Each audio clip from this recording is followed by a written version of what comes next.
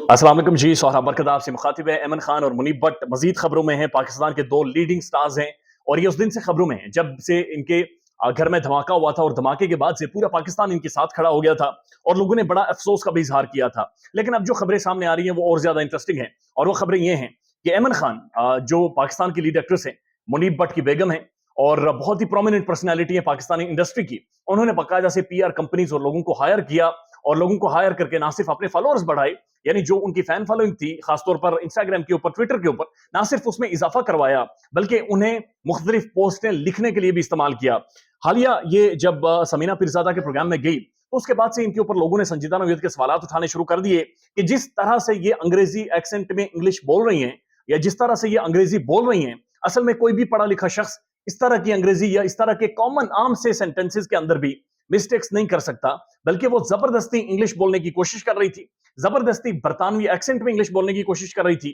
जिसके ऊपर लोगों का शदीद रद्द-ए-अमल सामने आया। चूंकि वो जो प्रोग्राम था वो उर्दू में था, लेकिन उस उर्दू के सवाल के ऊपर भी जबरदस्ती वो खुद साख्ता, यानी उन्होंने बेशुमार कोशिश करके पूरा जोर लगाकर कोशिश की कि वो अंग्रेजी बोले और बरतानवी एक्सेंट में अंग्रेजी बोले। ये बड़ी बदकिस्मती है पाकिस्तान में कि पाकिस्तान की कौमी जुबान उर्दू है। पाकिस्तान के अंदर जुडिशरी के, पाकिस्तान की अदालतों के बाकायदे से फैसले मौजूद हैं जहां पर कहा गया है कि पाकिस्तान के तमाम तर सरकारी फैसले, तमाम तर सरकारी जो जो दस्तावेजात हैं, वो तमाम तर चीजें उर्दू में होंगी। लेकिन बदकिस्मती से उन्हीं कोर्ट्स के, उन्हीं सुप्रीम कोर्ट्स के जो फैसले होते हैं वो अंग्रेजी में होते हैं और पाकिस्तान के जो स्टार्स होते हैं, जो मॉडल्स होते हैं, जो ड्रामा इंडस्ट्री के लोग होते हैं, जो एम्बेसडर्स होते हैं, जो शोबिज की पर्सनैलिटीज होती हैं, जिनकी मिलियंस में फॉलोइंग होती है, उन्हें चाहिए कि वो आगे बढ़कर अपना किरदार अदा करें और इस स्टिग्मा को, इस एक जो खुद साख्ता एक सोच पैदा की गई है, जो एक कम्प्लेक्स पाकिस्तानी माशरे में मौजूद है, इसको खत्म करें। लेकिन बदकिस्मती से ये बढ़ाते हुए नजर आते हैं और अहमद खान को शदीद नोयत का ट्रोल किया है लोगों ने। उनसे संजीदा नोयत के सवाल पूछे हैं कि जब आप अंग्रेजी नहीं बोल सकते, आपको अंग्रेजी नहीं आती, आपका एक्सेंट इंग्लिश नहीं है, तो बराए मेहरबानी आप क्यों कोशिश कर रही हैं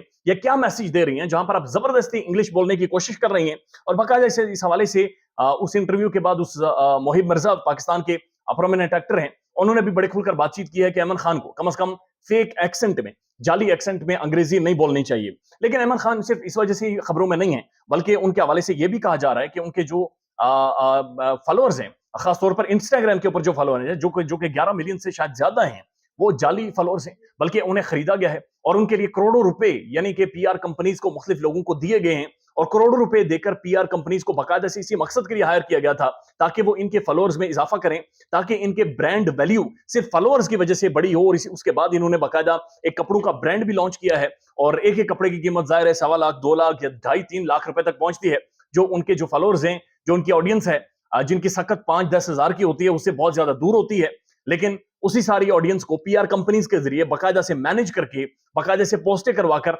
उसी जगह पर लाया जाता है जहां पर उसकी पीआर की जाती है, जहां पर उनकी प्रमोशंस की जाती है, जहां पर एडवर्टीजमेंट की जाती है। उसके अलावा जब हालिया इनके घर में धमाका हुआ था, उस धमाके के हवाले से मुख्तलिफ सहाफी ये रिपोर्ट कर रहे हैं कि वो धमाका मुनीब भट्ट जो इनके शोहर हैं, उनके आबाई घर में हुआ था, यानी जो माँ बाप का घर था, जो उनका पैदाइशी घर था, उस घर में धमाका हुआ था और उस घर को की कंस्ट्रक्शन के लिए दोबारा से करोड़ों रुपए चाहिए और उन करोड़ों रुपए के लिए अहमद खान मना कर चुकी हैं। वो कह रही हैं कि हमारा अपना सेपरेट घर है, लिहाजा मुनीब की फैमिली को, यानी उनके वालिदैन को, उनके बाकी फैमिली मेंबर्स को देखना चाहिए कि वो घर कैसे बनेगा, कैसे नहीं बनेगा। अगेन क्वेश्चन मार्क उठता है सोशल वैल्यूज के ऊपर, मॉरल वैल्यूज के ऊपर कि आप टीवी ड्रामों में आकर आप अखलाकियात का दर्स देते हैं, लेकिन यहां पर जब आपके फैमिली मैटर्स की बातचीत होती है तो डंडी मार दी जाती है। 36 करोड़ रुपए आज भी डिस्कस हो, जो कि इनकी शादी के ऊपर खर्च किए गए थे। लिहाजा वहां पर भी लोग बड़ी संजीदा नोयत के सवाल पूछ रहे हैं कि जहां पर पाकिस्तान में एक इन्फ्लेशन हिट कंट्री है, जहां पर लोगों को रोजगार नहीं है, जहां पर लोगों को खाने के लिए पैसे पैसे नहीं है, रोटी नहीं है, और वहां पर इतने बड़े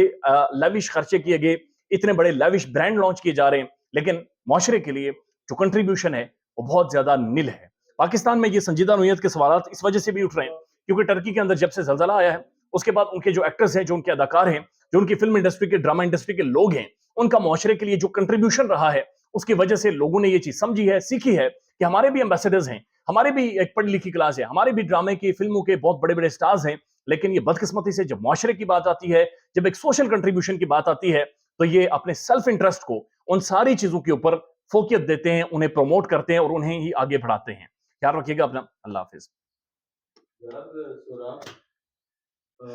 आज स्वाति को ट्राई कर लें। आजम स्वाति को ट्राई कर लें। और कौन है? अलीमा खान अलीमा खान ये आज ये इनका आपने हादसा बताया जुनैद का